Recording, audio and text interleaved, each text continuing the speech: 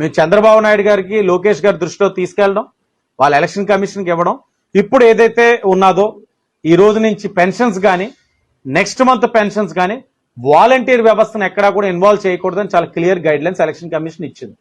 మేము చంద్రబాబు నాయుడు గారికి లోకేష్ గారి దృష్టిలో తీసుకెళ్ళడం, వాళ్ళ ఎలక్షన్ కమిషన్కి ఇవ్వడం, ఇప్పుడు ఏదైతే ఉన్నదో ఈ రోజు నుంచి పెన్షన్స్ కానీ నెక్స్ట్ మంత్ పెన్షన్స్ కానీ వాలంటీర్ వ్యవస్థను ఎక్కడా కూడా ఇన్వాల్వ్ చేయకూడదని చాలా clear guide lines election commission ఇచ్చింది.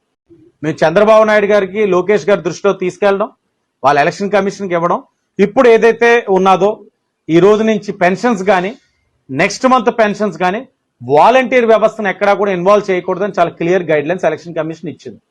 మేము చంద్రబాబు నాయుడు గారికి లోకేష్ గారి దృష్టిలో తీసుకెళ్ళడం, వాళ్ళ ఎలక్షన్ కమిషన్కి ఇవ్వడం, ఇప్పుడు ఏదైతే ఉన్నదో ఈ రోజు నుంచి పెన్షన్స్ కానీ నెక్స్ట్ మంత్ పెన్షన్స్ కానీ వాలంటీర్ వ్యవస్థను ఎక్కడా కూడా ఇన్వాల్వ్ చేయకూడదని చాలా clear guide lines election commission ఇచ్చింది.